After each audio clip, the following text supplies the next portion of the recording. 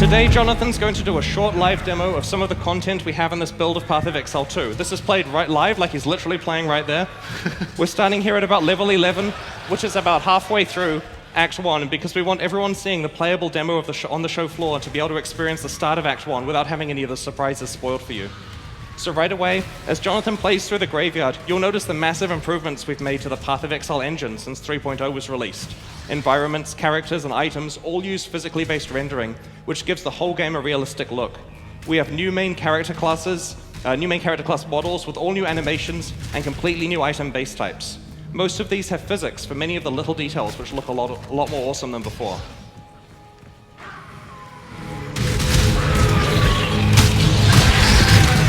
We've put a lot of work into updating skill effects. For example, when you fire a split arrow, you'll really feel the individual arrows, because they can stick in objects and they can bounce off others realistically.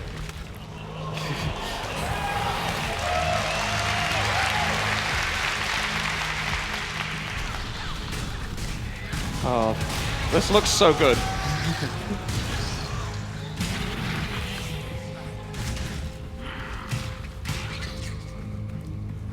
Slight spoiler, but that support gem he's using turns any skill into a barrage. Any bow skill. So, the 4.0 campaign contains a variety of optional side quests that lead to meaningful boss encounters. Relatively soon now, Jonathan's going to encounter an NPC called Lachlan, who has lost his family and needs help.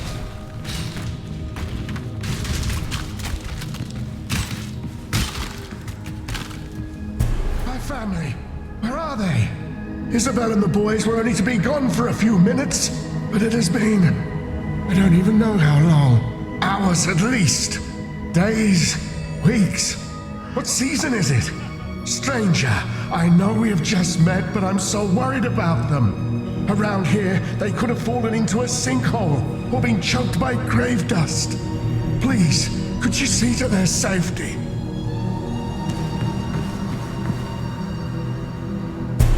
The game has changed a lot more than just visually, though. One of the things we've really wanted to do for a long time is to make fundamental changes to Path of Exile's skill system. The skill system in PoE is really cool and versatile. Personally, it's one of my favorite things about the game, but there have always been some awkward things about it. We really wanted to find a way to address all of the shortcomings while not sacrificing even a single bit of the functionality that we already have. So, you can see in the inventory here, there's something missing. All of the sockets on the items. This is because in Path of Exile 2, you no longer put gems into your items. Instead, the skill gems themselves have sockets, as you can see here, and there is a dedicated screen for socketing them. Jonathan's going to change his split arrow skill for Ice Shot and add some support gems to it. There are some really big advantages here. For one, every single skill gem in Path of Exile 2 can be a 6-link. This is going to cause huge changes in how players design character builds. In the past, players didn't want to have more than one primary attack skill because you could only have 1 or 2 6-links on your character. Now it's totally viable to have a lot of powerful primary attack skills with full support gems. The thing I'm really happy about, though, is you don't have to screw around with your gems all the time when you're leveling. Check out this bow here. The socket colors are the same between the two bows. They're both 4 green sockets, like every other bow in the game. And this means that when you find a new item, you just slap it on. You don't have to think about getting fusings and jewelers out because you do that on the gems themselves. As we swap between the bows as well,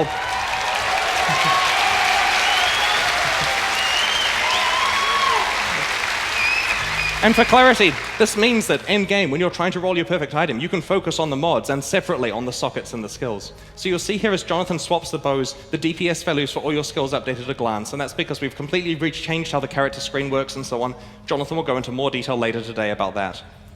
So it's still possible to fine-tune socket colors on items if you need to, but because everything that drops has fixed sockets, it's way easier to just pick something up and put it on while you're leveling.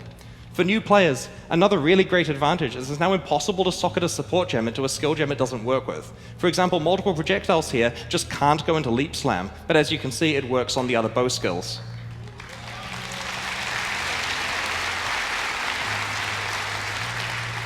So you might be wondering about skills like auras. A lot of the time in the old skill system, you would throw a few gems together in a 4-link with few or no support gems. How can you do that when you have such a limited number of active skill slots now? The answer is meta gems. Meta gems are like super support gems that let you put multiple actives into them. For example, we want to run a few different auras on this character, so we put the proficiency gem into the character and load it up full of auras.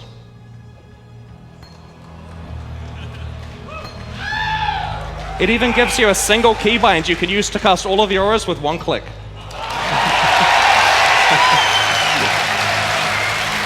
Come on.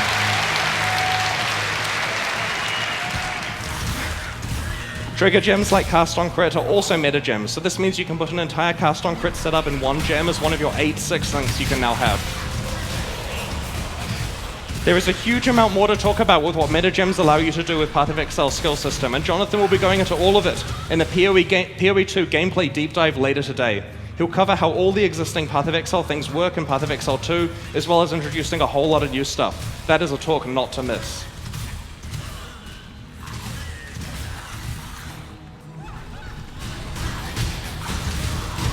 Oh, and I should add, the supports you're seeing here for the bow skills, they're 3.9 content, so you'll get to see that much, much sooner. And that's something I want to emphasize. While Path of Exile 4.0, sorry, Path of Exile 2, as we're now calling the campaign, is still quite far away, we are getting as much of the content in as early as we can, apart from the campaign itself. So you'll get to play most of the new stuff we're doing quite a lot earlier. It's the campaign and the skill system that are being rolled out on launch day. So one of the things we really wanted to improve on Path of Exile 2 was our lighting system. The new PBR rendering, in addition to a much more realistic light fall-off, makes this area look significantly better than we could possibly achieve in the past.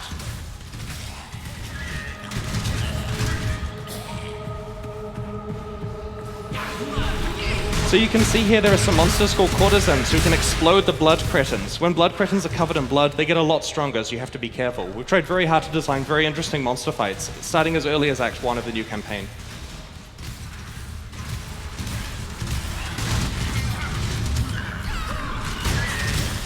This area generated much longer than it usually did in every other demo we did.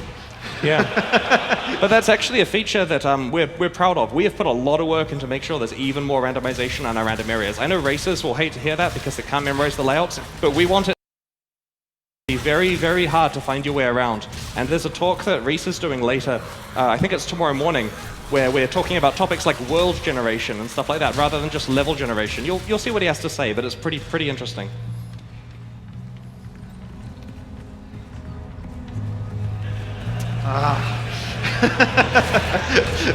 Had to happen on the stage demo. We have to give you an authentic Path of Exile experience involving some backtracking. I've got a Quicksilver, so we're all right. I mean, here we go. Oh, this run-through is going a lot better than some of the rehearsals we did. It turns out some of the monsters hit pretty hard if you're not good at it, so... What's that, sorry? Yeah, you gotta level your gems up, Jonathan. Oh, it's terrible.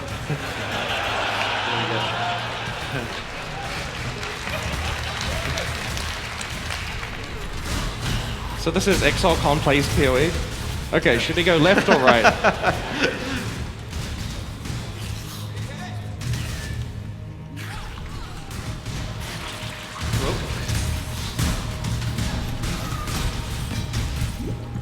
Awesome.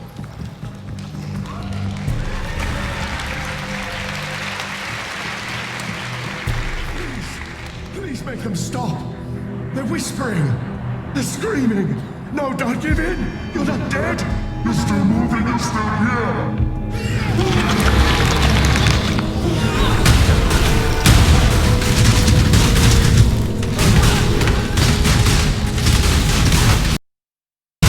So one of the things that's really exciting about creating an entirely new campaign is that we get to apply all of our boss creation skills to early bosses as well.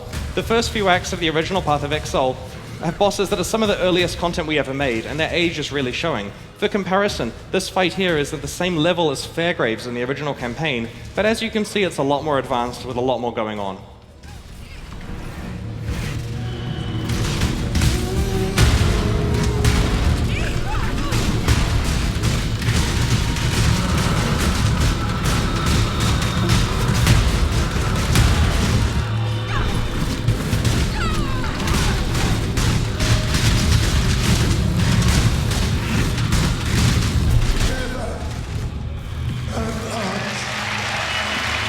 Learn to let go of your burdens.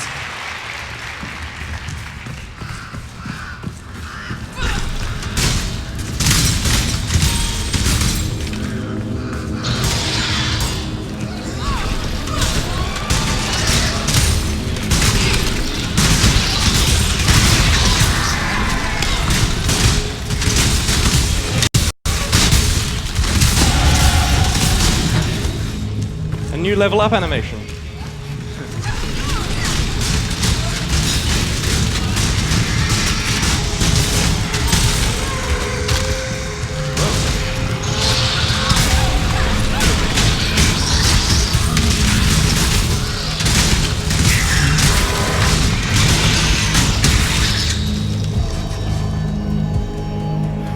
So here we are in Einhar's favorite place, the hunting grounds. Now, we're ready to show you something that players have been requesting for a really long time. You've seen it, in Path of Exile 2, we finally have shapeshifting.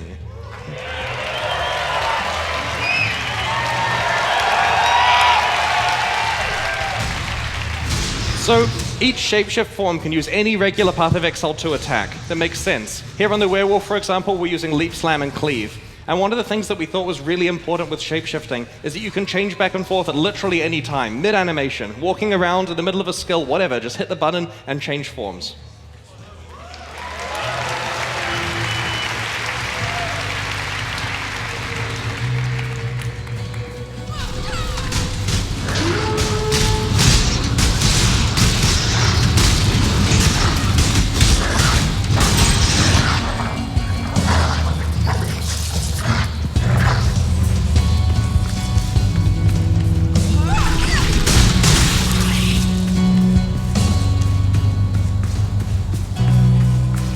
So one of the things that we're really proud of is the new grass technology we have. It's done using pre-computed ray tracing and is way nicer looking and has much better performance than what we used before. Got some friends there?